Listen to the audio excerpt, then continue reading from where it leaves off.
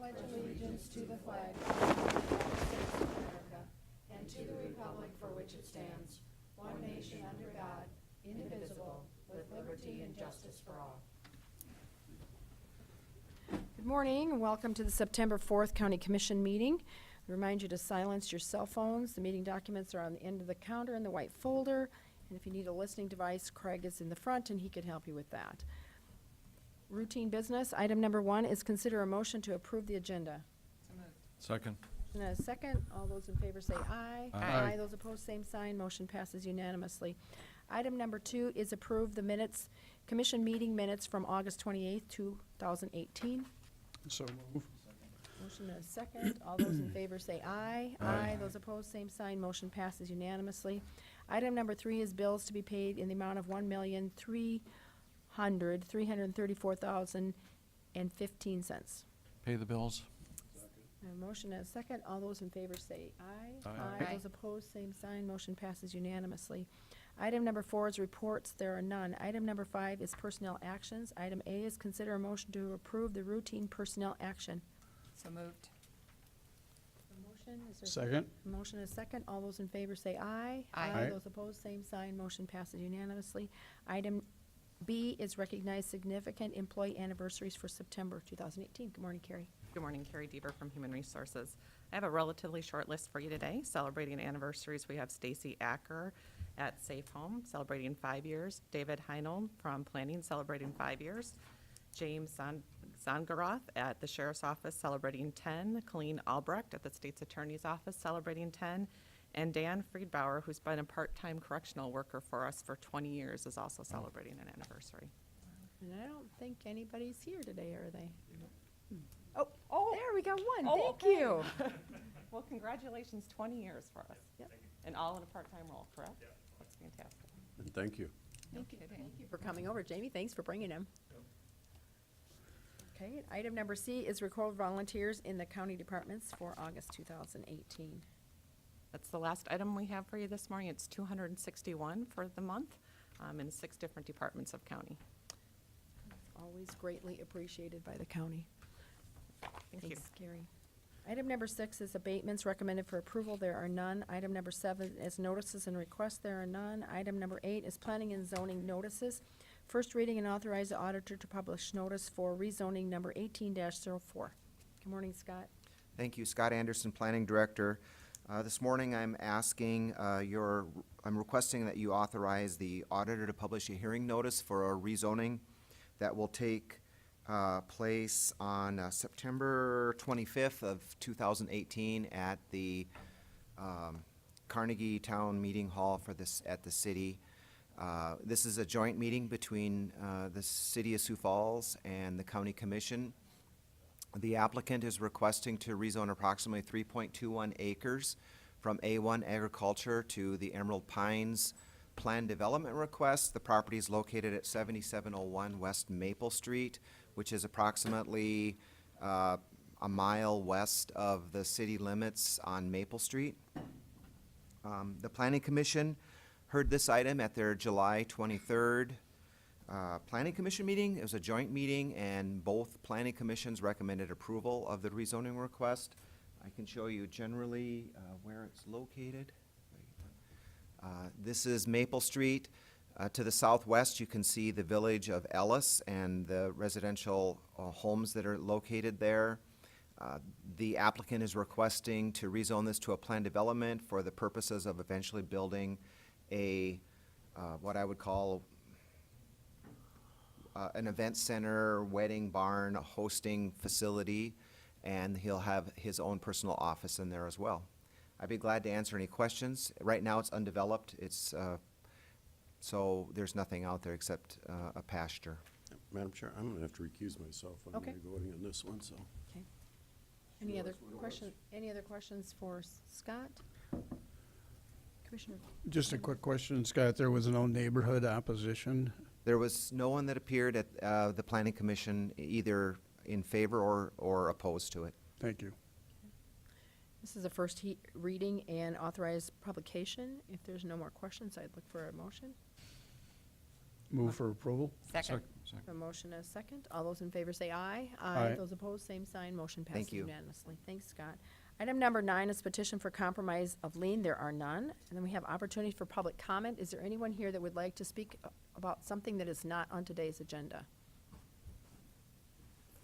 Everybody's moving. So- Regular business, item number 10 is a public hearing for a special events on sale liquor license for Prairie Pasta Incorporated. Olivia.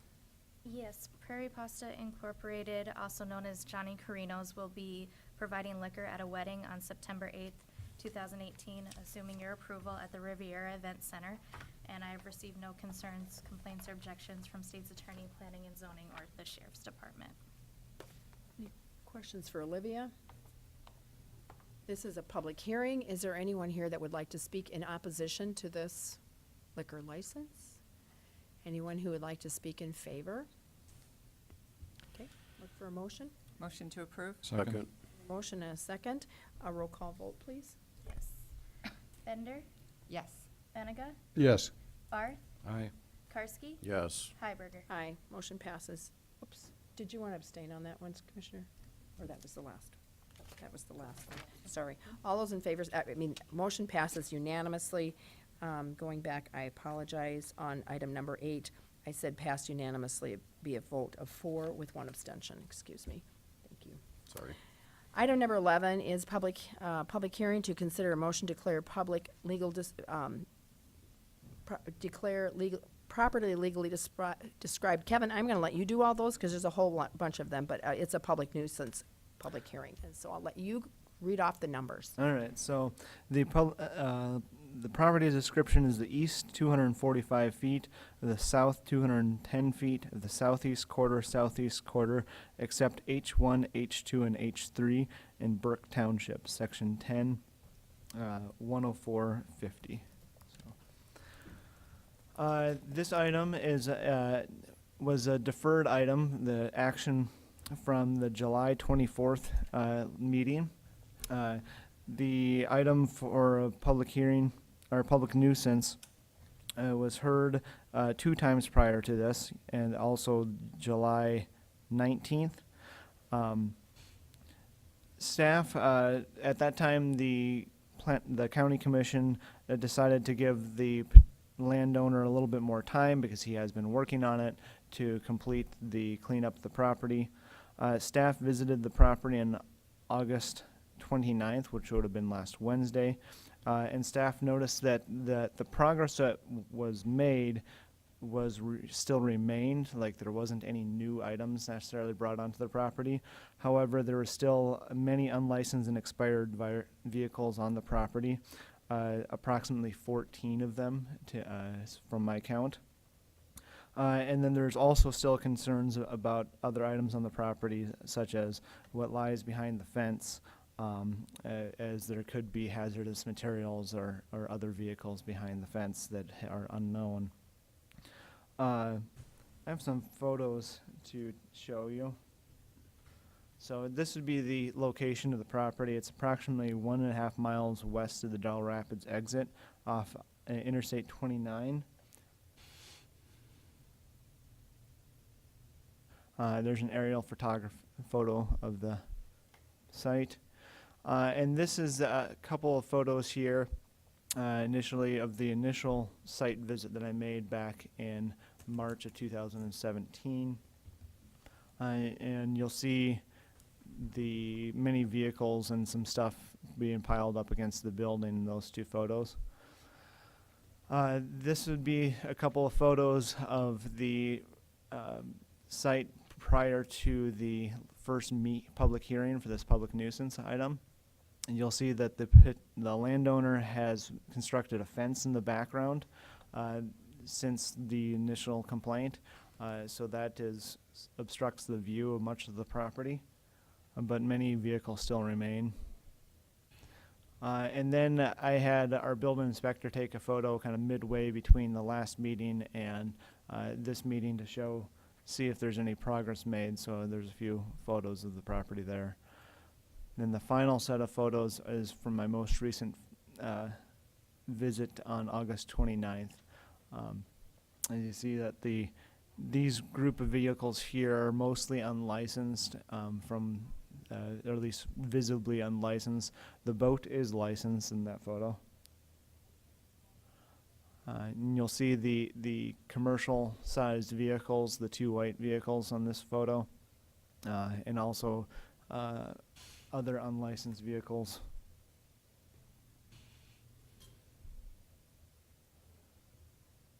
You can see a little bit in the distance there. It appears like everything is either off the right of way or very close to it. The pickup that's in the right of way is actually my pickup because there wasn't any other place to park it.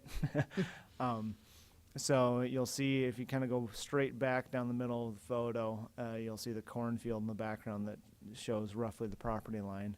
But he has moved and maintained stuff out of the right of way since we visited. This is a little bit of close-up of a few items in the back of the house, back along the fence. You'll see a barrel there and a stack of shingles. And then there's a photo of the fence, and that's what I have of the property for today. So is there any questions about the progress that has been made? Any questions, Commissioner Karski? Two questions, I guess. How does this come before us? I mean, I know in the city level, a lot of times it's done by a complaint of somebody else. Or is this from a complaint, or is this from you or your staff driving around? Yes, this initiated from a complaint. Okay. I can't even recall who was the original complainer. Doesn't matter. It doesn't really matter. But yeah, it was an initial phone call complaint. Okay. Came in. And if you could, the fence, I'm just curious, that looks like a series of garage doors that were put I up? believe so. Okay, okay. Any other questions for Kevin at this point? Commissioner Barth? Kevin, the first photo, which you have, the aerial one, that's from 2017, right? Yes. Do we have a drone or anything that could take a new photo? Because I'm just guessing it looks different today, but, Me, sir, you'll have to wait till we call you to the podium, and then we can talk. So this would have been the spring of 2017, and no, we don't really have a drone that we could do this with. thank you. Does Highway have a drone? No, okay, thank you. Any additional questions for Kevin? Okay, this is a public hearing, so at this point, if you would like to come to the podium, identify yourself again, and then you could address any comments that you would like to. I'm the owner of the property. All the pictures that I seen there were You have old to, you have pictures. to give your name for the Oh, Ron record. Hagee. Ron Sorry, Hagee. and your address, Ron. 46998, 246th Street. Thank you. Go ahead, sorry. Okay, yeah, all them pictures are not up to date, so it looks a lot better than that. Okay, we're down, we've got pictures from 8/29. Do you wanna, Yeah, those are, that's what we postponed it for me to finish, continue cleaning it, so. Commissioner Bender? So our staff was out the middle of last week Yeah, on it still looks- August 29th, and that's when these pictures are taken. It looks totally different right now. Did you bring any pictures with you so No, we I could didn't. see what it looks like? No.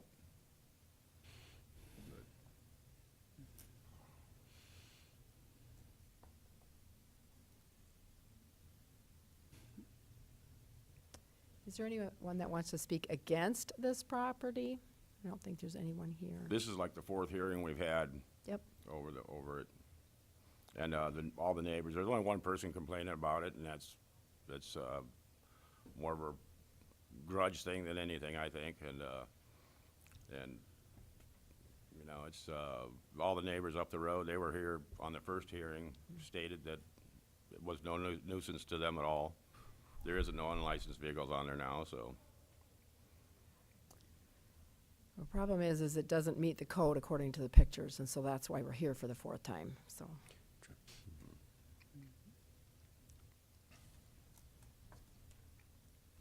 Yes, I should still have the grandfather rights anyhow, as far as that, my thoughts on it, but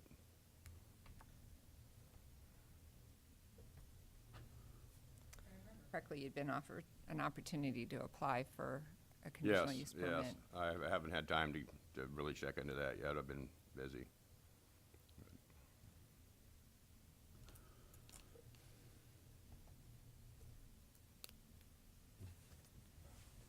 I guess, Ron, when we met the last time, we gave you kind of a time frame, and that time frame is Yeah, all now. of the vehicles are licensed and the yard's cleaned up, so. So you had those licensed as of the 29th, since the 29th? There's one that's not licensed, there's one in the driveway, and that's out because I'm waiting for a title on it. But the rest of them are Or licensed? yes. Or not there.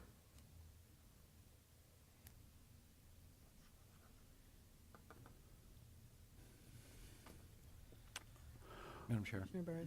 You know, civilization is moving into our area, and some of Yeah. these things which, you know, were in existence for periods of time are no longer the standard that people are living by. That said, I understand your efforts there to clean it up, but you look at, you know, that fence, et cetera, I wouldn't want to have that fence in my backyard. Everybody seems to think that it looks fine that I've talked to. Well, I guess, you know, what you guys ought to do is, or Kevin here, is go talk to the neighbors. They're the ones that should matter, actually.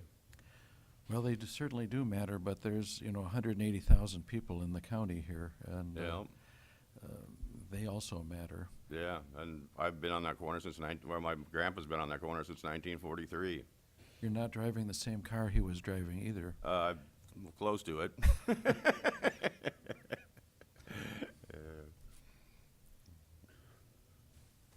These are never easy decisions for us because we don't like to enforce, I don't want to say it Bully that way. people. We don't want to overdo property rights. These are property rights, but there are codes in the county Yeah. that have to be enforced, and when they're brought to our attention, or if we are aware of them, it's our responsibility as elected officials to move forward with what the law says, and it's been out there.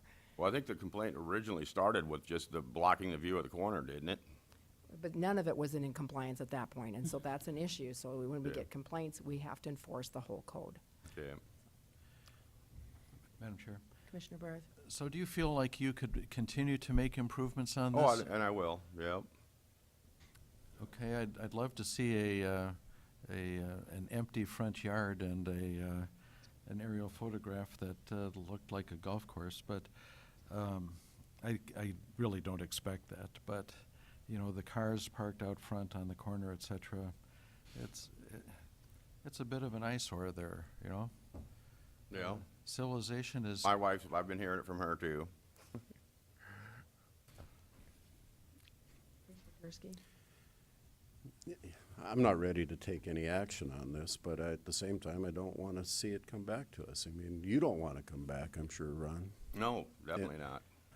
And to me, it more comes down to a question of proper use of the land according to our zoning, and I understand that this has been going on here for Well, to be honest with you, 70-some years. yeah, to be honest with you, I think the guy that made the original complaint will come up with something else.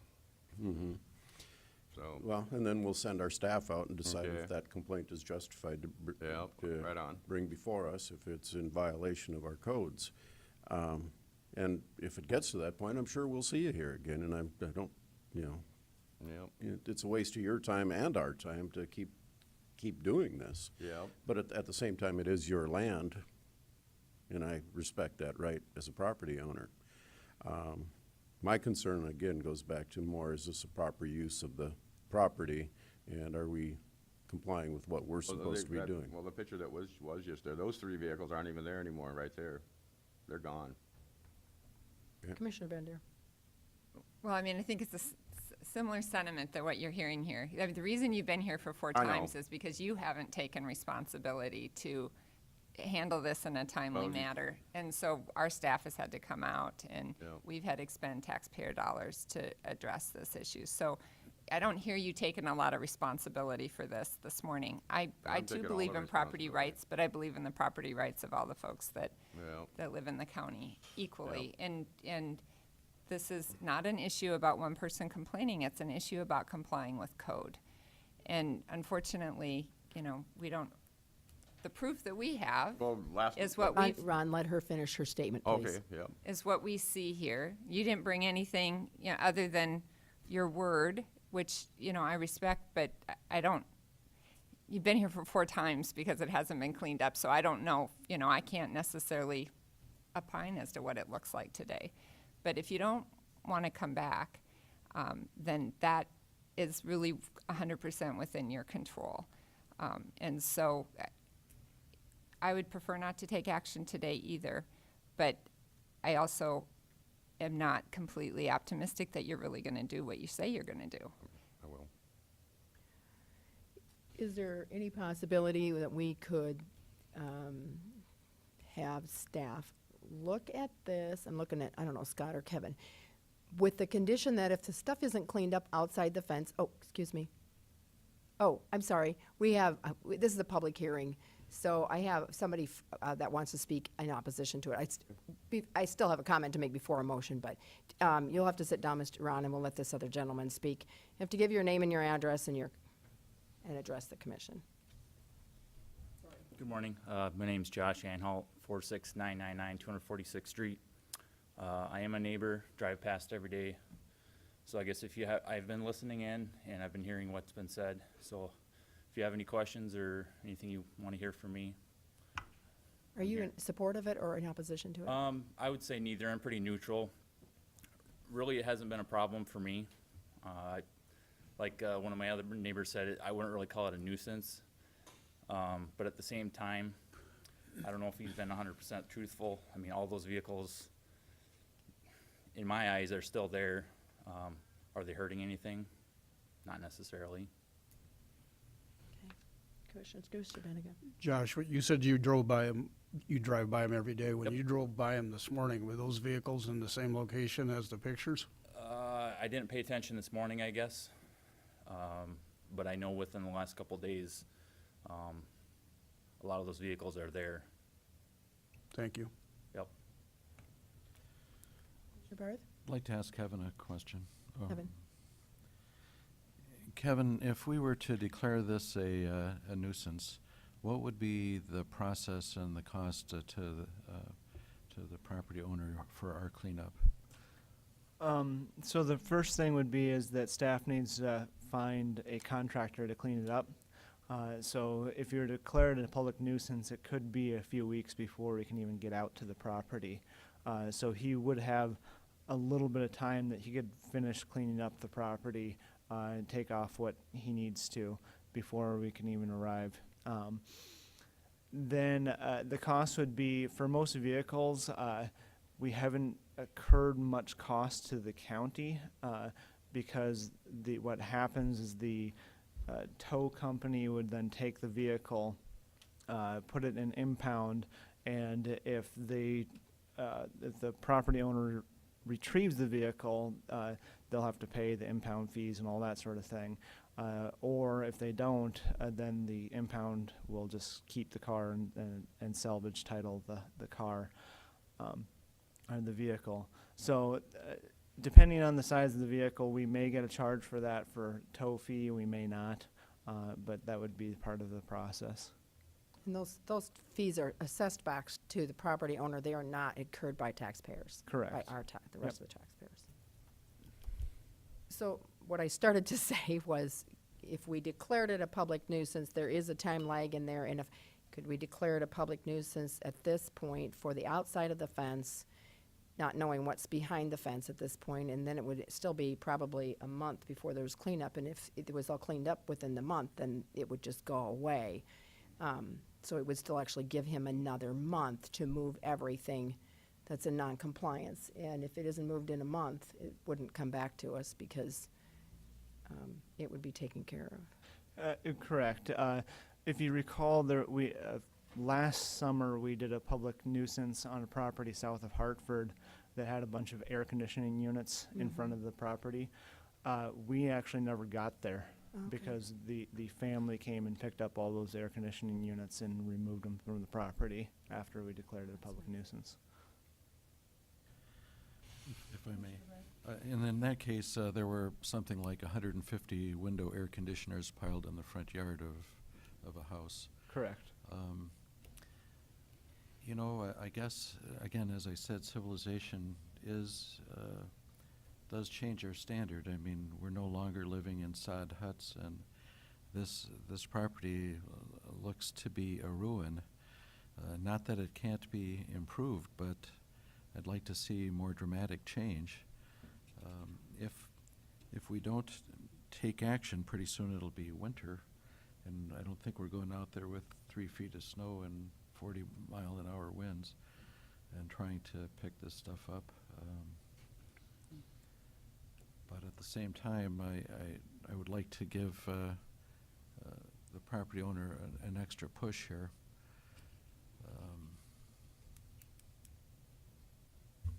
Commissioner Karski?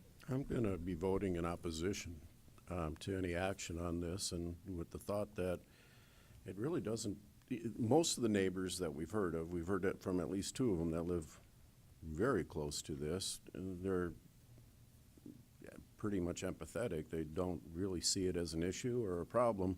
Granted, one neighbor does, and if Mr. Heggie doesn't take care of this property, it will come back before us again, and we will see it again. It might be next year, but it's going to be up to him to control, as Commissioner Bender said, what happens in the future on this. I'm going to take him at his word, and the fact that those neighbors that are close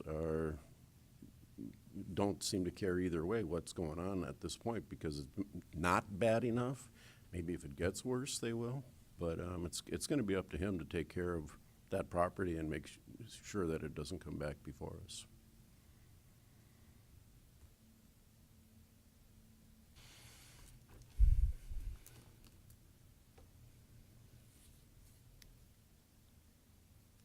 Problem is, we've been doing this for months and there's been no action or minimal action.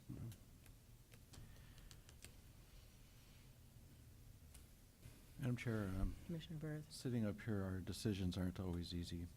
And certainly, we don't like to mess with people's lives.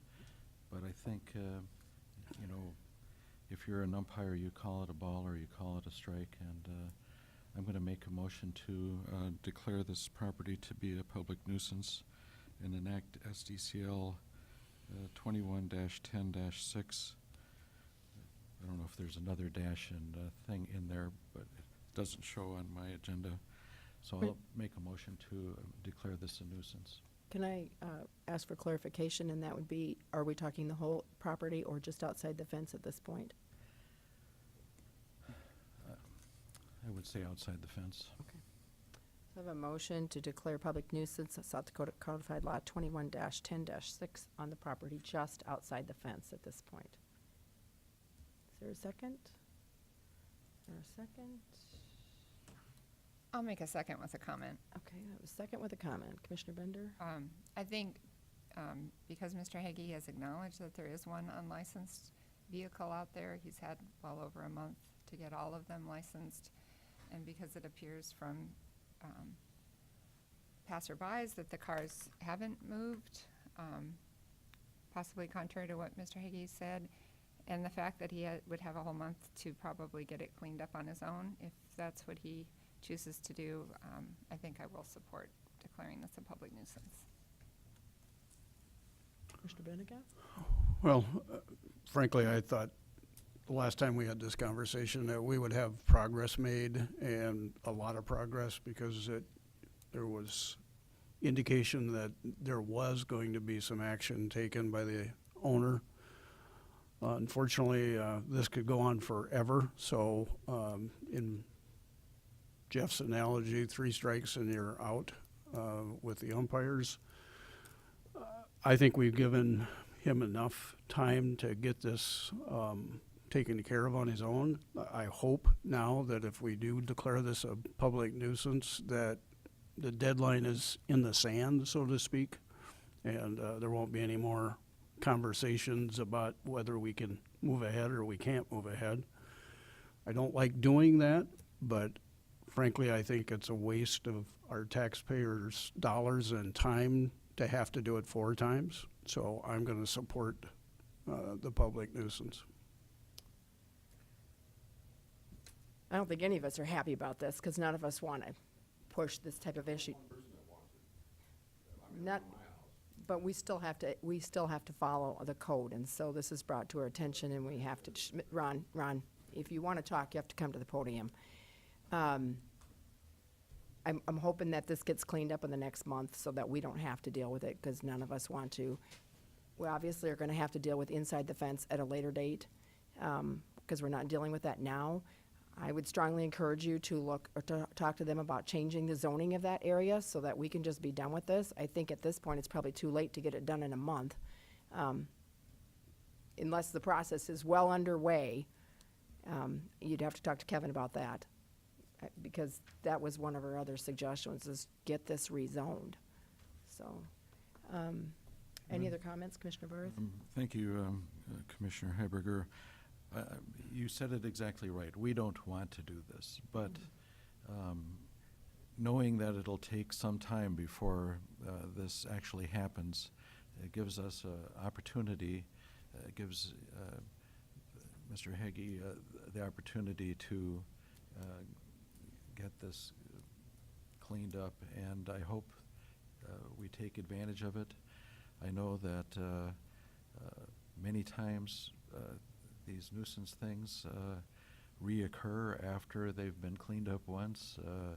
It seems like, you know, just like on TV where they've got that show Hoarders, people start piling up cars and snowmobiles and motorcycles, lawnmowers, etc.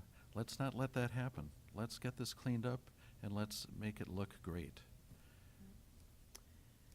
Mr. Hagee, if you have any final comments, otherwise we are going to have a vote. Go ahead. Okay.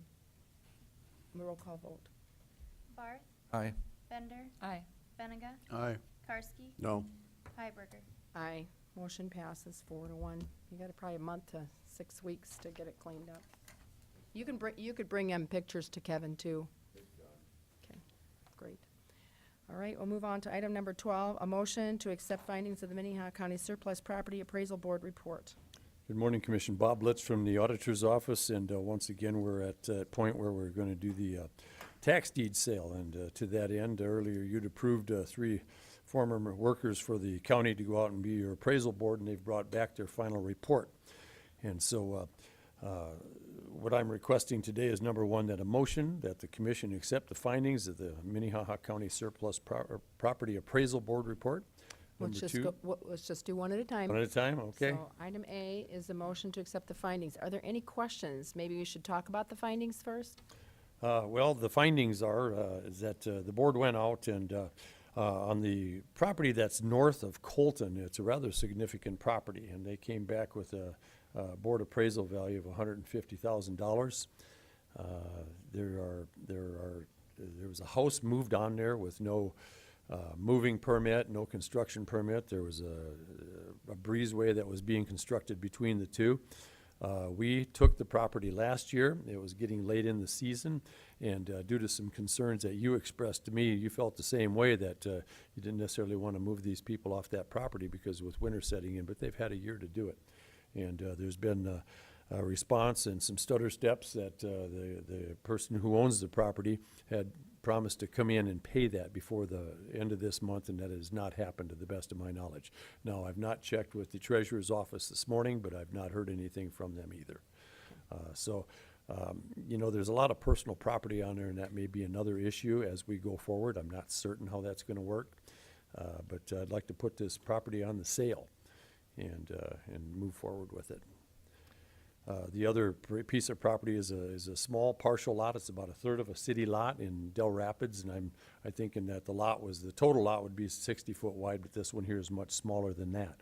And the value of that came in under $500. So you don't necessarily have to put it up to auction. We could either negotiate with one of the neighbors to try to pay some of these taxes on it and accept that lot, or the city of Del Rapids is always interested in these lots, or they're frequently interested in these lots as well.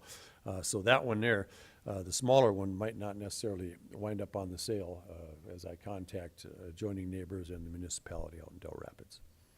Any questions for Bob? Commissioner Barth? Bob, You could not get close to the building to determine if the two houses were joined together? Do they have like a junkyard dog out there? or- Well, I've not talked with Kyle this morning, but I know they have a gate, and a lot of times that gate is latched. And if you want to jump over the fence, that's another matter. But Maybe you need younger people on the appraisal board. well, what the situation is, Commissioner, is that they had a flag up there, "Don't tread on me, snake." And then it also adjoined some state property, and those signs that said this is state property were physically twisted around and bent down, indicating that things might not go smoothly. And so when they went up there last year, the three board members felt like they were under surveillance, but there was nobody up there. And so they made the report and got out of there and brought some pictures back. So these folks know what's going on up there. The property was also transferred from the mom and dad to the son, and he's also been unable to meet the obligations of the back taxes. And so we also did a process for the beginning of an eviction, and this was before all this here. And then, of course, the person promised to pay for the end of this month here, and that has not happened. But the county's standing in the matter has not been hurt. We still took deed on the place. They've been there for a while, but it's time to move forward on this property. Commissioner Barth? So how many people do you think are living there? Is it We're one uncertain. family, two families? It's uncertain. At this point, the title is in the name of the son, and I don't know how many people If I are may, there. how many years of unpaid taxes does this represent? This would be 4 years going on 5, so. And, I would, just from the photographs that we had last year, there were a lot of flowers and things on the front porch, hanging plants and stuff, and generally guys don't do that, so I think that there may be somebody else living there. Are there still flowers there, or is it I haven't headstones? seen any pictures yet, so. Okay. Item A is a motion to accept the findings of the Minnehaha County Surplus Appraisal Board. Is there a motion? So moved. Is there a second? Second. Motion is second. All those in favor say aye. Aye. Aye. Those opposed, same sign. Motion passes unanimously. Item B is motion to declare RDID 63172 as surplus property for auction, not the second one that's on your listing there, just the first one. I'm confused, Commissioner. Did you just read the? Motion to declare RDI 63172 as surplus property for public auction. And that's a roll call vote. Is there a So motion it's the or a same question? property here. We're just looking at auctioning it? Yes. Do we have a motion? Do we have a Yes. second? Second. Second. Can I All ask those for in- a point of clarification? Yes. So are we gonna do both properties? We're just doing them as two separate motions, or I'm confused? Olivia, can you speak to that? Yeah, so the appraisal board's suggestion is that we sell the 63172 at auction, but we give to the adjacent landowner or transfer the other property, which is why we're only taking action on the first one right now. We have a few more motions later that we'll do. Okay, gotcha. Thank you. So I have a motion, did I get, and a second on the public auction. We need a roll call vote. Yes. Karski, Yes. Benega, No. Bender, Yes. Barth, Aye. Heiberger. Yes. Motion passes 4-1. Next, we move on to a motion to authorize the auditor to proceed with negotiations to transfer RDI number 63567 to the adjacent landowner. So move. Second. A motion and a second. All those in favor, do we need a roll call on that one, Olivia? I would do. Okay, I'll do a roll call on that one too, the transfer. All right, so Bender, Yes. Benega, Yes.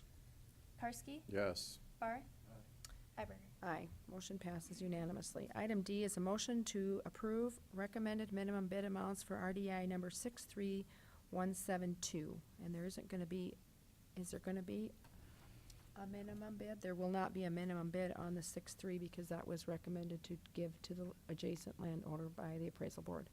So I just need it for the RDI number 63172, and I think we'll do a roll call vote again, just to be safe. Clarification? Yep. So the minimum bid is the 15,000, which is the back taxes that are No. due. I think 150,000 since that's the board's evaluation. No? Okay, we'll find out. Madam Chair, if I may, you know, we've had properties that have appraised for more than we were able to get for them at the sale. Notably, last year, we had a property that was over on Fair Hall that was appraised higher than we could get. So, you know, is this gonna lock me into taking, keeping this property if I don't get the $150,000? I would tell you there was a property that sold this weekend, northwest of Sioux Falls, or northwest of Colton. I don't know exact, like 3 miles from Colton.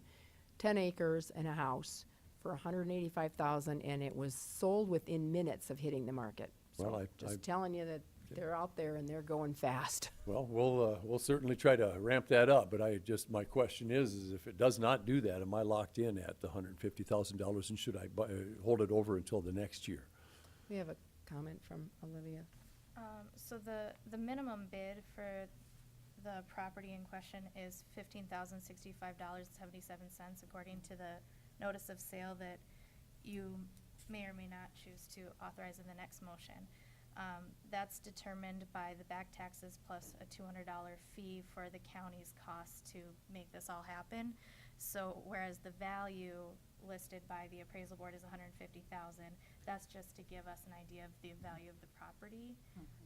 If you approve the minimum bid, that would just mean that we couldn't go below that $15,000. So it is the 15,000. Yeah. Okay. You stand corrected. Commissioner Benega, excuse me. I guess I have a process question. If in fact someone's interested in that property and we have not been able to access it because we've been having concerns about safety and all that kind of stuff, how is someone who's interested in that property gonna be able to frankly inspect or look at? Well, Commissioner, that is why I would like to have these people off the property and finish the eviction process with the deputies. How long does that take? Shouldn't take very long at all. I defer to the state's attorney. We've taken action on this. They've been served notice, Okay. notice to quit, and so, please. Madam Chair. Commissioner, there's a process in statute for forcible entry and detainer, and there is an expedited process. So there's a Okay. statutory timeframe and an expedited process where the court has to give preference to those cases so that they can move forward and gain removal of the tenancy on the property.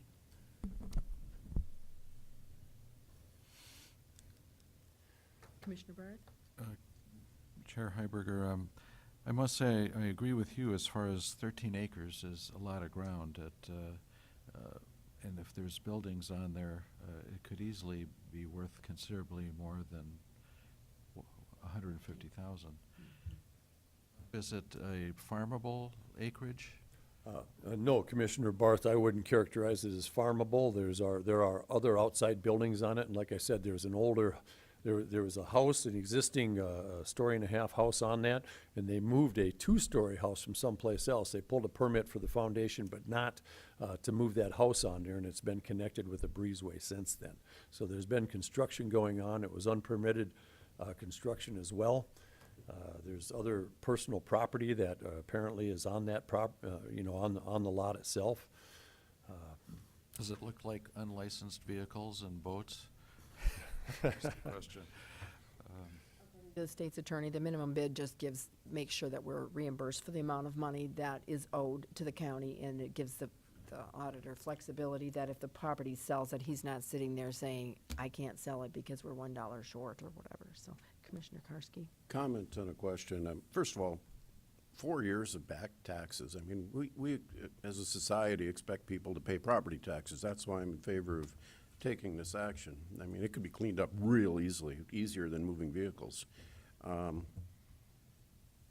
My question is, and I know this gets a little muddy, but this is not a clean title when it goes through this auction process, correct? No, there are some liens against it by private folks, but the county's lien for the back taxes it's eminent in all that. So our standing is number one. So I believe there was a mortgage. There was also a vehicle that was unpaid for that was liened against the property, and whoever buys the property will have to do the quiet title action, and that would be to basically transfer those liens to the name of the former owner of the property. There's a lot of messes behind it. It's messy. They always are. It's not just a clean, quick 13 acres. We're still on the motion for minimum bid. I make the motion to approve the minimum bid at $15,065.77. We have a motion. Is there a second? I'll second it with a question, and I might Second have with to a question rescind for my Commissioner second. Barth. Does that include the $200 for the? Yes. Okay, second. Commissioner Benega, did you have a comment? Yeah, I'm having trouble with this one. And frankly, I'll just be very blunt. In my other position, I've had conversations with families who've had similar issues to deal with. And I have a real problem selling and kicking somebody out of the house that they're living in for 10% of the value of the house when we don't know anything about their medical conditions, their mental health, frankly, their whole process of what they're going through in their life, whether it's dementia-related issues or medical issues of another kind. It doesn't seem like we're solving a problem. All we're doing is kicking somebody out of their house that has, frankly, been accustomed to that, and to, frankly, do that for $15,000 doesn't set well with me. When Commissioner Benega, I understand what you're saying. There's been instances in the past where people have had conditions or situations in the county, and I brought it forward to this commission, and the commission has decided, due to their age, due to the medical condition of one of the people living in there, that we would just they stay in the house, and then when the property finally comes up for sale, that the county would collect that. And they did not qualify for any of that. This time here, it would be age, disability, medical conditions, things like that. So yes, we have done that in the past. They've brought nothing forward here, and it's been over a year, Commissioner. And the last time they sent the deputies out with the 3-day notice, they said, we're not leaving. But then the next day, we got a phone call saying that the payment would be made. I would also say that the parents in this case have washed their hands of the matter, I believe, as far as owning the title, and they've passed it on to a younger member of the family, who I don't think is going to qualify for some of these things that we would look at. And if they did have that, if they brought it forward, we'd certainly engage them in conversation, because I don't like removing people from their property as well. And Commissioner Heiberger, you've expressed that as well, going into the winter here, but they've had adequate time to bring forward some kind of a case. They've just been unreachable to talk to. I've made several attempts to contact these people and find out what's going on up there. They've been a little bit strange when the appraisal boards have gone up there. I don't know if they're anti-government type folks or what's going on there, but I'm in my opinion here, a humble opinion, it's time for the county to move on this. Do you know if there's any other building eligibilities on that 13 acres? I do not know that. I would tend to doubt it, because it's the 10 acres and looking at what's surrounding that, but it's possible. I would have to check with planning. If they would sell off 2 or 3 of those acres, just even as farmland, they could pay the taxes. Commissioner Karski? If this land were to sell for, say, $175,000, the county gets their tax money, and the other liens are then satisfied, or the balance goes to the property owner? No, what happens in this case here is those liens, the county has a standing in there that takes precedence over everything else. We would, if we get those funds, and when that check is written, and there's a little process for, you have a certain amount of time, if it's a certain amount of money over, the county, the treasurer gets the check, and then the auditor's office actually breaks that out into the different taxing entities. So the county doesn't get to keep all of that amount that you're talking about. We distribute it like we normally do according to the formulas. But the owner doesn't get the remaining part back after all the liens are paid. They don't get that money back. No, they're done with the property. We already own the property. The county owns the property at this time. That's true. Commissioner Barth?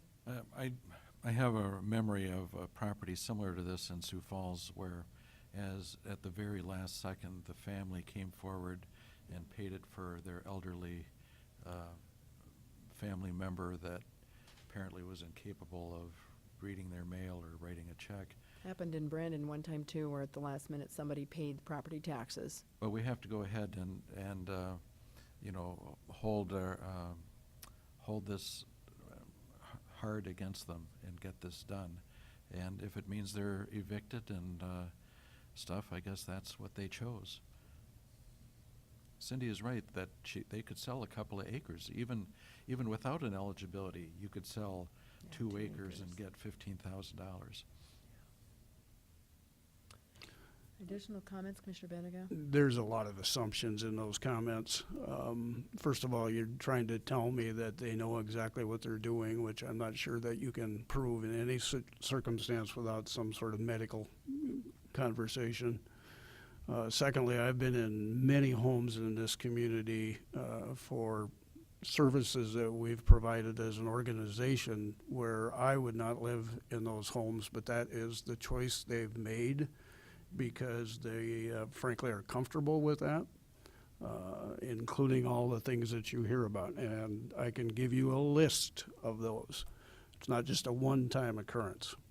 So I really have a problem with, frankly, again, doing the same thing I already said, asking someone to leave for 10% of the value of their house. Maybe they are difficult to deal with, but there's got to be a better option than just kicking them out and saying, you're no longer our problem, because guess what? They're going to be our problem down the road in another location. And I know you go through the process and all that kind of stuff, but there's no certification, if you will, of what you're having to deal with or we're dealing with. So that 10% thing is what I'm having a big hurdle to overcome. Well, Commissioner Benega, the 10% is the very minimum, and I understand. Honestly, I'd come back and ask you if that's all I got, if we could hold it over till the next year to see if circumstances change and that price would go up. I tend to agree with Commissioner Heiberger. I think that the price of this property is going to go a lot higher than $115,000. Excuse me. I agree with you, but then why don't we set the minimum at the appraised value rather than the tax value, tax lien value? Well, that's in state statute, I believe, and I'm not sure that I have that ability to do that, to change those. I'd have to investigate that, or I'd ask the state's attorney's office to investigate that. I don't know the answer to that. That is a state statute that we have to do it for I believe we are following state statute in all these here. Commissioner Karski? I think that's my question. I mean, if we don't do something, do we lose our ability to do something in the future? No, the county actually owns this property at this point. We did we took it last year as tax deed, and I made the judgment call to leave these folks sit on here for another year and another winter due to the concerns that we're talking about, and we've heard nothing. So we already own this property. We own the property, And we've let them live there for a year. Rent-free. They haven't paid us rent. No. They did maintain the property. I mean, I did drive by there this summer, and it looked like it was mowed and some things like that. So, I mean, there's minimum maintenance been done, so it's not totally objectionable. Any other comments? I have a motion and a second to set the minimum bid at $15,000. Are we ready to vote? Okay. A roll call vote? Benega? No. Karski? Yes. Bender? Yes. Barth? Aye. Heiberger? Aye. Motion passes 4-1. And then lastly, we have a motion to authorize the county auditor to publish notice of public auction to be held on Saturday, September 29th, 2018 at 10 o'clock. And my question right off the bat would be, can we change the date? Well, if we Or is don't- this when it is? You know, what we run into here is with the tax situation, getting that money and redistributing it to the various taxing entities. We could, but it's gonna take another year then to redistribute the monies that we might get from a sale like this. That was my thought, is that, did we want to add a year? Olivia's got a comment. I think she's looking at me stressed. I was just going to mention that we also usually try to set it for the last Saturday in September because of the process. So like if somebody were to buy this on that Saturday, then it would transfer in time for the next, I'm not sure of the proper term, but in November is when they check on Oh, yeah. properties. Assessments. Certified. Yeah. Assessments, thank you. Yeah. So that's one of the reasons we do that. So I'm just throwing it out of there in light of all the conversation we've had. If you wanted to set that for 2018 or 2019, I'm just throwing it out there for conversation purposes, and that was my question to him. Is there anything else that's selling on that day? This is the only thing that. This is the only thing, that's due setting, to so. due to the appraisal of under $500 for the Del Rapids property. Right, so. So conversation or a motion? Question. If they did, since we already own the property, if somebody did come forward and pay the taxes, does the property revert back to them then? They could work out a deal, a private deal with somebody to come in and pay the taxes, and then you would have to approve it since we've already taken the property. Okay, so it'd But have to yes, come back to us. they could do that. They certainly could get somebody else to pay it on their behalf. And your question, if I'm following you, Commissioner Heiberger, is do we want to leave the date at September 20? 29th, 2018, or did you want to give it a year? Ah, interesting, okay. And to put the date at September 29th at 10 a.m. What year? this year, sorry. 2018. Is there a second to that motion?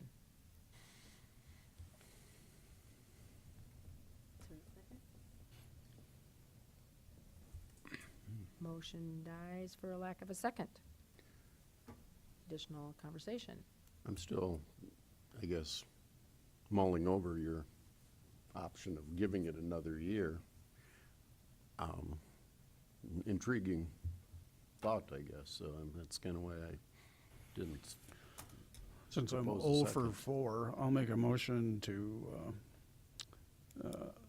set the notice of public auction to be held on September 29th, 2019. It has to be on a I think it has to be Saturday, on so a is Saturday, that so the the date right would I be don't wrong. know what that date is. 28th, sorry. Okay. 28, is there a second to September 28th, 2019, which is also a Saturday? I'll second it. Okay, I have a motion and a second. Was there comments on that? The reason I suggested it was just in light of the conversation that we had after we did the roll call vote about selling it on public auction, and some of the comments that were made, I just was throwing out the option of did we want to give it one more year? They're still gonna have to pay, and then the date's set. It's not costing us anything, and land values definitely, or shouldn't go down based on history, and it gives them the option, as Commissioner Benega has said, either to prove some sort of hardship or to make it right. Madam Chair? Right. You know, if we evict the resident and let it go through the winter without anyone living there, clearly things will deteriorate, and pretty soon it'll be, We wouldn't have to evict until next year. and then would they owe us $19,000 Yep, they would. instead? Yep, it's gonna go up. Commissioner Ben? I have a question for Auditor Litz. So if we take this action, can you explain to us what kind of communication you would have with these folks to try to help them understand the situation? And do you guys send certified letters? What kind of communication do you have? Throughout the process, every year when their taxes come due, they're given notice. And then after the fourth year, going into the fifth year, there's a process of notification as well that the counties, their right of redemption period is running out 60 days before a certain date, whenever the state's attorney's office comes forward with that. So they receive a lot of notice that things are happening concerning the property and the taxes due on it. And then last year they were given notice that they had the final shot at doing this with the commission, but that the commission would also work with them if they paid the taxes after this point, because it was evident that they were not going to pay at that point. The eviction, the 3-day eviction process or notice of eviction was given to them, it's been over a month now. They've received a lot of notices, and we've received nothing in response back.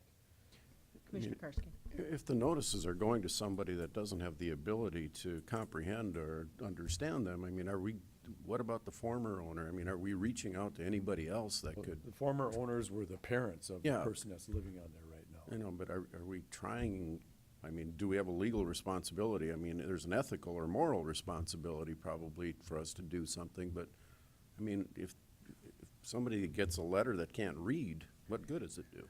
Commissioner Karski, I just fail to see how these folks couldn't possibly know what's going on up there. I mean, unless Commissioner Benning is right, they've had ample notice and been served and they've been talked to. I don't know what more to do.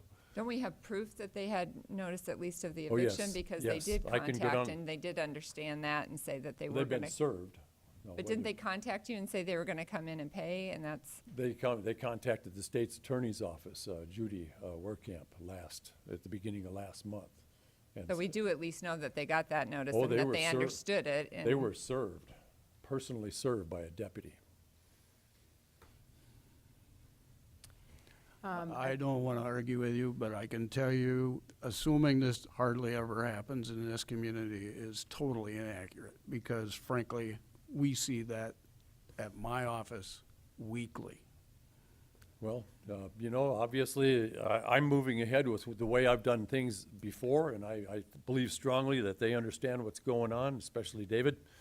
David was the father and then the son. I think they understand what's going on. Whatever you guys want to do, it's your call. I'm just here doing what I normally do. And I'm not going to argue. I believe what I believe, and you folks want to give them an option, that's fine with me. Well, I need to qualify saying that I don't know these people personally, don't have any clue who they are, but I can tell you that it's not just a single transaction that happens annually. We have a motion and a second to do it on Saturday, September 28th, 2019 at 10 o'clock. I'm wondering if we have to have anything to go along with that or following that about the eviction notice, because we don't want to kick them out tomorrow, and I don't want to leave Joe hanging here thinking, what am I supposed to do now? So if this one passes, which I'm presuming if it does, if it passes, then do we need another motion to follow this for the eviction?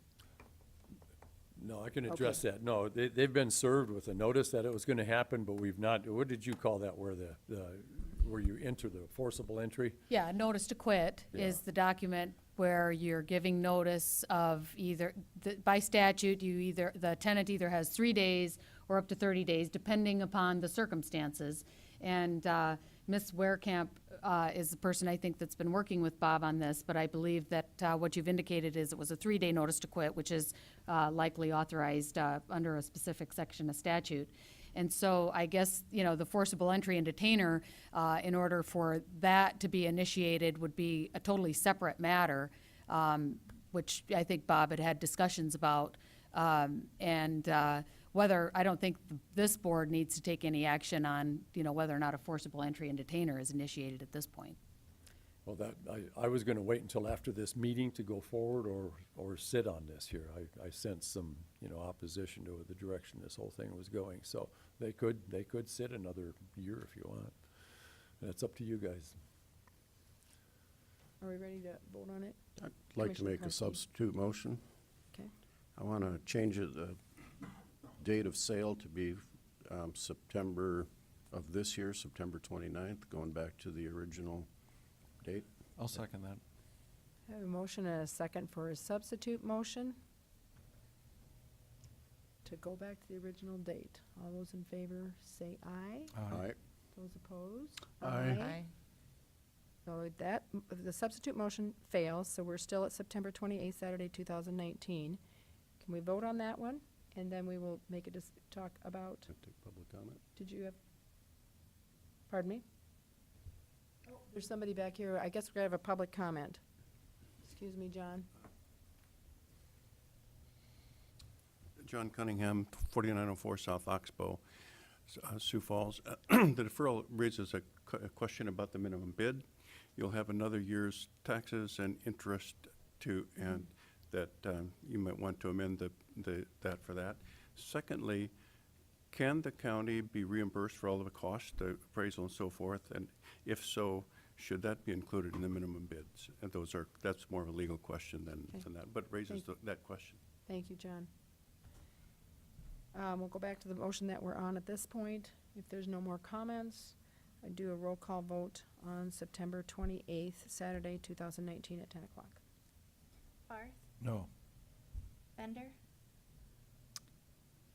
yes. Benega, No. are you sure that's the way you want to go? Oh, I want to make sure I have heard the thing right. this is Saturday. 2019 or 2008? 19. Oh, I'm sorry, I heard it wrong. Yep. Yes, I apologize. Yep, so, Karski, Yes. Hiberger. yes, motion passes 4-1 to set the public auction on September 28th, 2019. My next concern still would be the eviction is My to apology. make sure that we're not evicting in the No. next week. I don't want to stick my sheriffs in danger, and if we've set this back a year. So we do not have to have a motion to hold off on this? I just don't go forward with it. Okay. All right. we'll move- If I Commissioner could, Karski? just a question.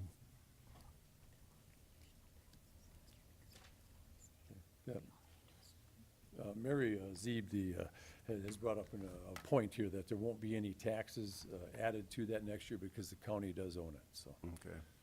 Okay.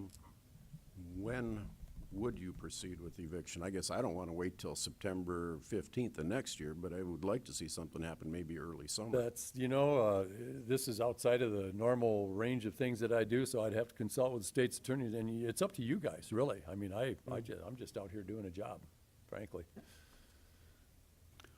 My question, Bob, would be how long does the process take to get that, the moving, the eviction, all the things published? Is that a 60-day issue, or is that, Mr. I'm not Lieutenant sure. Bossman, I think, has a, That would be great. He looked like he was going to jump out of his chair. I thought, he's the next person I got to he call. wasn't reaching for his gun, so that's a good Joe thing. Bosman, the Sheriff's Office. So we're talking about a special order of eviction or a lockout. This is something we do quite frequently at the Sheriff's Office. There is a process. You got to get it's a signed court order by a judge authorizing the sheriff to enter the residence and remove all occupants of the residence. So give yourself enough time to make sure that court date is set up. The judge can sign it. Once that order has been signed, we then will try to work with the homeowners and give them notice saying, we are coming on this day. Please get as much stuff out as you can. We get to that day, we show up, it's time for you to go.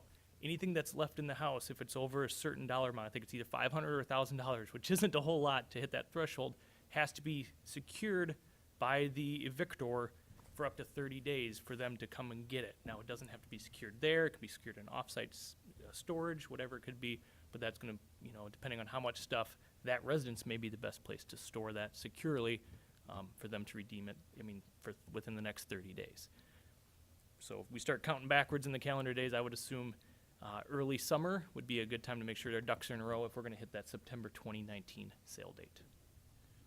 And Joe, this maybe is out of your pay grade, but would you recommend that we make a motion about that, or we just leave that open for you to decide with the courts and the auditor's office? I mean, I think that working should be able just to flow on its own without any sort of action from here. Madam Chair, the commission has to give authority for that litigation by statute to be initiated. And I think you've seen other circumstances under which the commission authorizes the county to enter into litigation of that nature. And so I think that would all be brought by separate, Okay.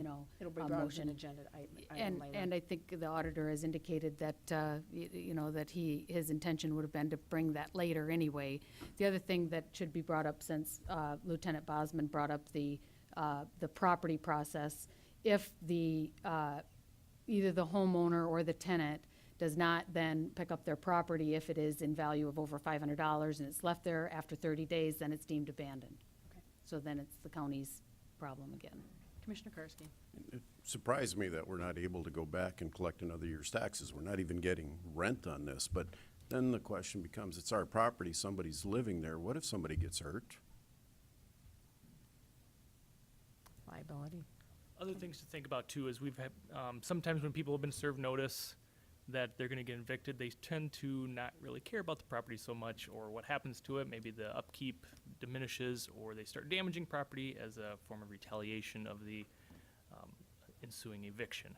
So hopefully that has not happened if, I'm not sure what the property looks like, but They could set a match to it before, the the day longer you before wait, get there. the roll the dice, and that's kind of what it kind of goes with. But it also gives you time to hopefully work with them if you have questions about their understanding of the process.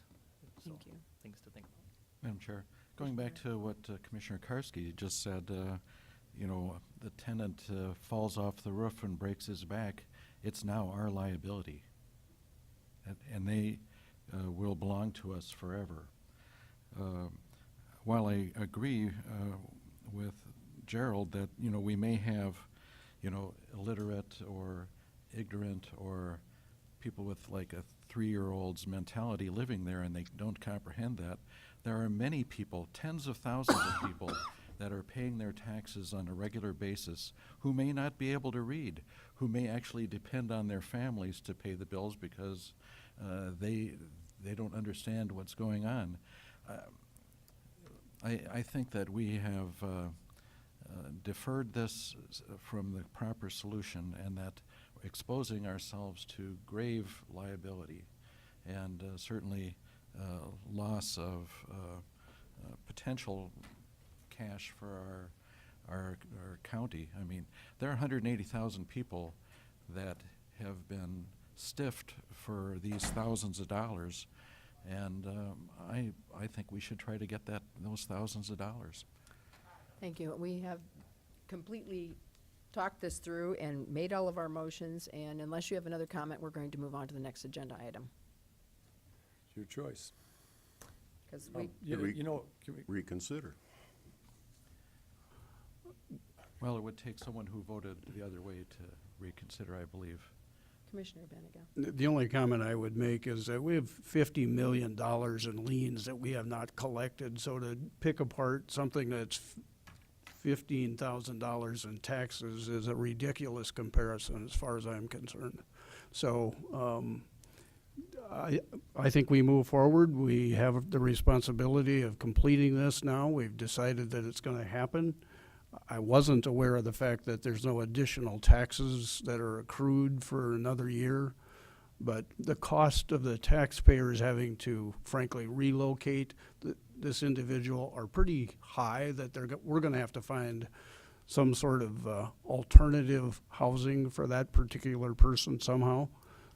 It could be an issue where we do have some depreciated project that we're going to have in a year, but that's a small chance compared to, frankly, what I think is an ethical and a moral responsibility. Okay, we're going to. One other thing comes to my mind. So, Commissioner Benega, you're concerned about the welfare of these people. And, is there some suggestion? I mean, I'm not a social worker, but I'd be glad to initiate some sort of, or advance an idea of going to investigate these people. And should I be talking to Human Services? Wellness check? Wellness check, what? I mean, frankly, I think they're not going to pay. I mean, whether they're capable or not, I don't know that, but I think it's more attitude than its ability. Thank you. Commissioner Benega. If you would like, I'll give you a list of people you can contact that can be very helpful to you in this process, and let them take that responsibility as a professional social worker and someone to evaluate their mental health. Quick question. Commissioner Karski. Bob, if you would, keep us informed if this does get paid. Let us know. Oh, absolutely. Please. Yeah. And I was hoping he'd come in and pay it, over Labor Day weekend, and I'd have a nice surprise here, and we'd be able to take care of that or ask for you to restore it, but that's not been the case. So. All right, thank you, Bob. We'll move on to item number 13 is consider request from the sheriffs to authorize the early hire of the deputy sheriff's position authorized for fiscal year 2019. This should be easy compared to our last Thank you, couple. so. Yes, good morning, Commissioners. Joe Bosman with the Sheriff's Office. What I have for you this morning is request for authorization due to 2 deputy sheriff positions that were authorized and slated in the 2019 budget. One of them is a new position, deputy sheriff, as a result of the increased revenue and contract hours from the city of Hartford for patrol services. And the other is a reclassification of a non-civil certified civil process position to that of a deputy sheriff. The reason for the request now to kind of get the ball rolling is twofold. Our group of applicants and those in the waiting list from our most recent deputy sheriff testing process are highly being sought after by other agencies, and we would like to try to secure them with our agency if possible, which we can't offer them the position until we can try to get them a little sooner than possible. The second thing to think about is the law enforcement basic certification course in Pier, which they will need to attend, only runs 3 times a year. The next course starts in November of this year. We would like to get him in that course, because if not, the next opening would be in March of 2019. However, then Hartford will be doing increased contract hours starting January 1st. So any help getting these 2 applicants up and running would be much appreciated.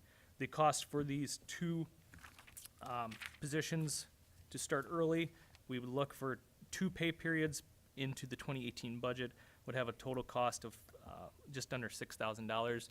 We would anticipate absorbing that in our current 2018 Sheriff's Office budget. We will identify some savings if we can places to cover that cost for the 2 authorized early hires.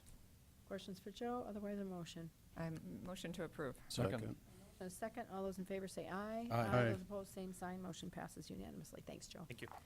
And next, we have a briefing on the 2019 budget means of finance. I have a question. Do we have the public hearing next week, or did we do that? That's what this is right now. Oh, so this is a public Yes. hearing. This is a public hearing on the 2019 budget, which I think we should have noticed that as a public hearing. We do, because we did, previously we had the press release that went out. And we just, and it was brought forward as part of the provisional. It went forward as, Part of the provisional was Okay. noticed then. Okay. Commissioners, Carol Muller, Commission Office, Commission Staff, and before you today is the FY 19. I see that I put a typo in there wrong in my memo. The FY 19 provisional budget stands at $86,873,328.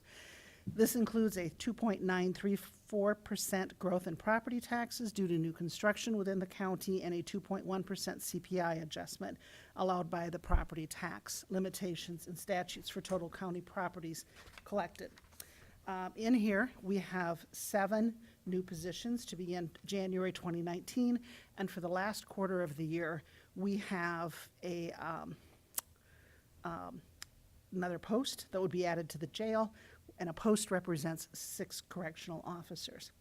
So, in accordance with the joint power agreements with the City of Sioux Falls, the 2019 budgets for Metro Communications, i.e. 911, Siouxland Heritage Museums and Siouxland Libraries will be approved on September 5th, 2018. That is tomorrow afternoon. And we are not anticipating any changes that could come forward from the general fund budget associated with those agreements. Now, attached to the document that you have today, there are some things that have changed since you last saw the budget, and we want to update you on those 3 things that we know. One is that we have an adjustment due to a decrease in anticipated centrally assessed utilities. Those come across to the auditor's office probably, I think, on Thursday, so they worked furiously to get this together. There was a decrease. There was a reduction in the Air Guard contract resulting from personnel changes, so that's a net because both did the decrease revenues and expenses. And then we updated payroll projection reflecting all personnel actions through last Tuesday. And those changes resulted in a $44,251 net increase to the general fund cash applied. You also, last week, had some discussion as you moved into this, and I wanted to provide some input on what we were able to research for you. Facilities vehicles, Kim, Mark Krinz, Facilities Director, and myself sat down and looked through some different things. Mark has done a great job with his budget, and in looking at the facilities, he feels that he can get that out of this year's budget, out of potential savings. The Board of Prisoners, Finance Officer Kim Adamson had conversation with the Warden and Chief Deputy.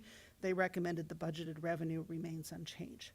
Salvage revenue, the review of those historical numbers reflect that those are cyclical revenue, which is difficult to budget. The provisional budget does include $40,000 already for this revenue source. So with that, I would open it up for your discussion. Just as a reminder, because you know I'm big on reminding you about all your dates, you do not meet next week.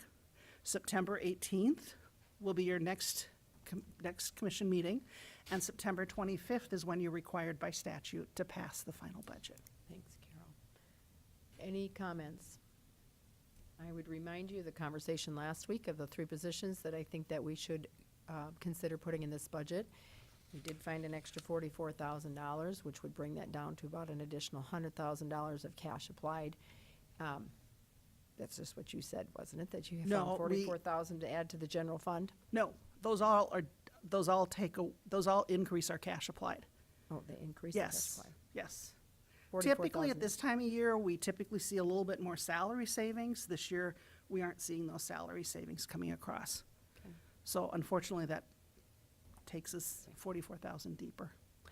I would still remind the commission to please think about in the next 2 weeks, those positions that I brought forward last week. This is a public hearing. It was noticed back in July, and so if there's anyone who would like to have a comment on the budget, this is your opportunity to comment on the budget. I'm seeing no one moving. So with that, it was a briefing, and if there's no questions for Carol, we will move on to the next, which is item number 15, Minnehaha County Commission Liaison Reports. Are there any reports? Okay, I spoke at one of the North Rotary Group this last week, and there was a lot of very good questions. One of them was, does the county still have financial troubles? Because we're not hearing it in the news lately, which I thought was interesting. And another one, I got an education afterwards, was a couple questions about liquor licenses, which I had to call Olivia and get a little catch-up on what I didn't understand about liquor licenses. And so liquor license, malt beverage licenses, and wine licenses, that there are no more liquor licenses available in rural Minnehaha County at this point. And then talked a little bit about the different costs and where that money goes when they are sold. The next opportunity for more liquor licenses would be after the 2020 census, if things change. Otherwise, all we have now is malt and wine licenses that are available for sale in the rural county. So, it was a good meeting. Item number 16 is new business. Is there any new business? I missed the liaison because I Oh, I'm sorry. reading and not paying attention, I'm sorry. But I just wanted to say, and I suggested this morning, as I'd been contacted by the mayor to be part of the Metro management conversation about a backup facility or a new facility attached, if possible, to a training center that the fire department and the sheriff's department, not the sheriff's, the fire department and the police department are working on, and is in the mayor's CIP budget for future consideration by the city council. But that conversation will be had in the next few months, and I'm happy to serve to do that. Okay, then is there any new business? Is there any old business? Look for a motion to recess the county commission meeting, and we will reconvene in a few minutes for an executive session. So is there a motion to recess? So moved. Second. I have a motion and a second. All those in favor say aye. Aye. Those opposed, same sign. We are recessed. Let's try for 10 minutes or less.